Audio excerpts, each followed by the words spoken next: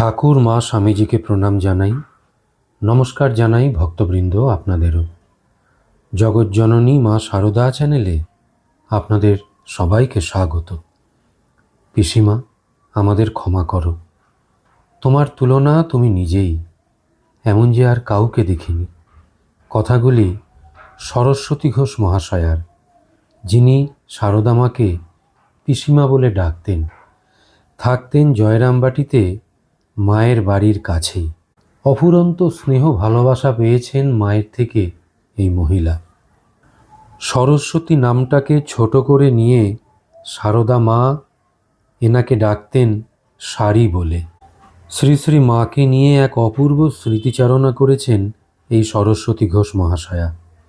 স্বামী পূর্ণাত্মানন্দ মহারাজের সংকলনে ও সম্পাদনায় শ্রী শ্রী মায়ের পদপ্রান্তের পঞ্চম খণ্ডে সেটি স্থান পেয়েছে।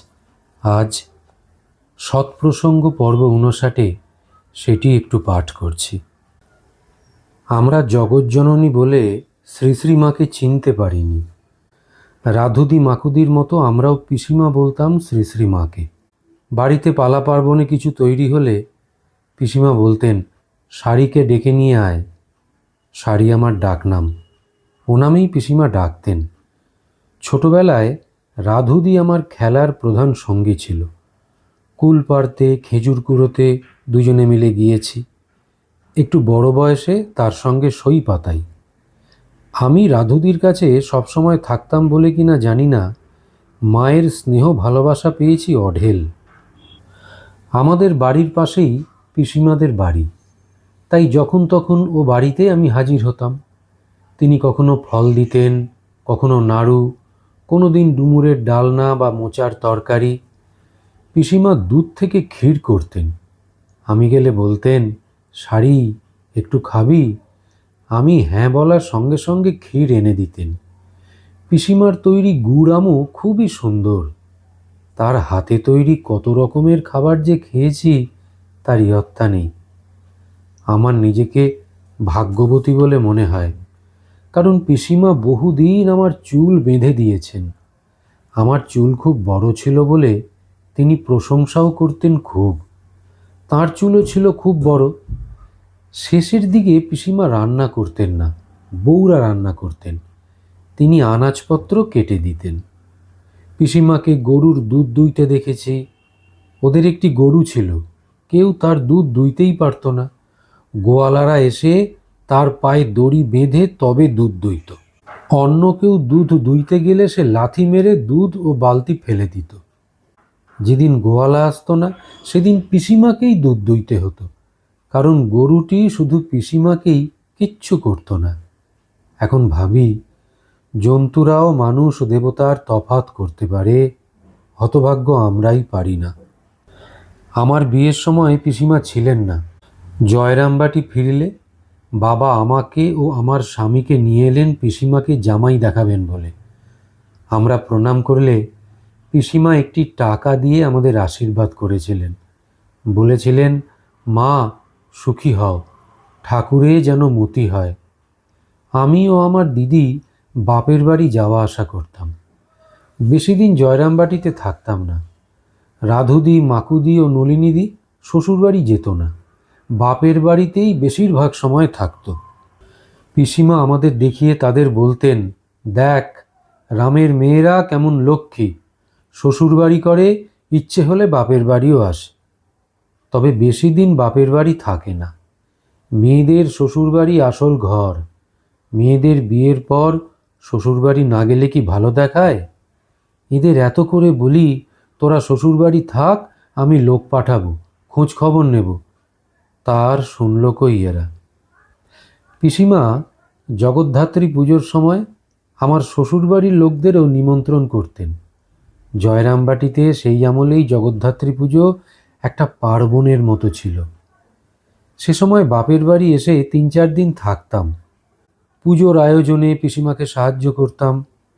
পিসিমার বাড়িতেই বেশিরভাগ সময় থাকতাম। তাকে মাঝে মাঝে পান সেজে দিতাম।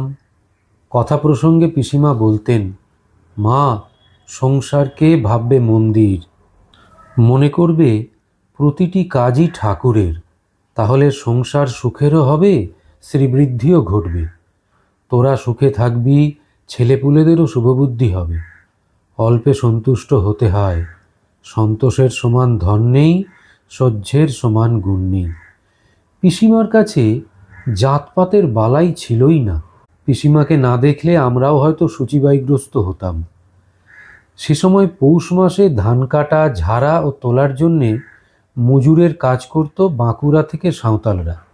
এক বছর তাদের দলে এলো বেশ কিছু মেয়ে। মঙ্গলা, গঙ্গা, দুলা এমন সব তাদের নাম। এর মধ্যে মঙ্গলা ছিল গর্ভবতী।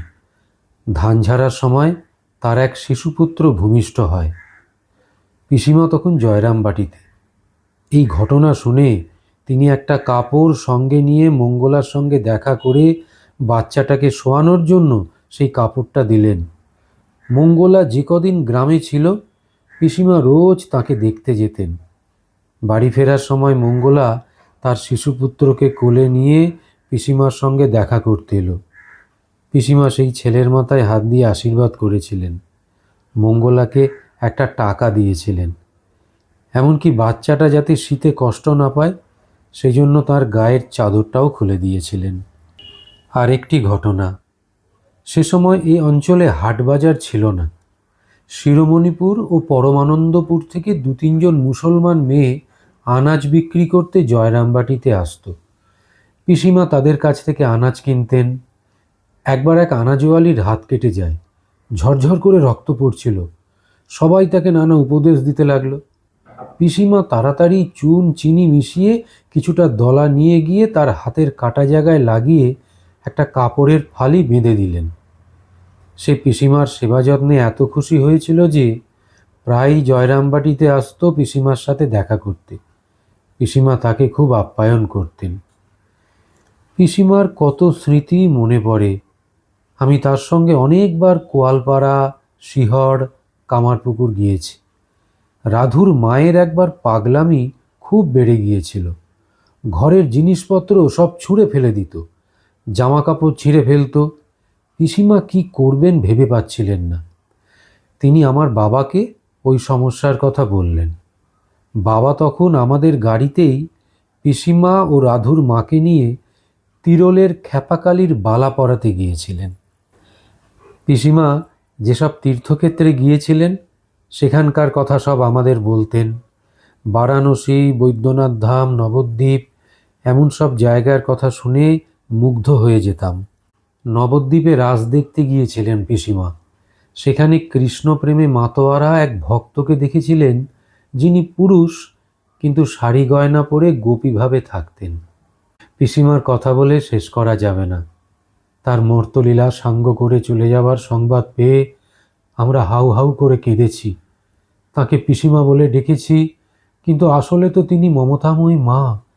এত ভালোবাসা তার কাছে পেয়েছি যে ভাষায় প্রকাশ করতে পারি না। আমরা হীন বুদ্ধি, দেবতাকে কাছে পেয়েও চিনতে পারিনি। পরবর্তীকালে তার মূর্তির কাছে কেঁদে কেঁদে বলেছি, পিসিমা আমাদের ক্ষমা করো, তোমার তুলনা তুমি নিজেই, এমন যে আর কাউকে দেখিনি।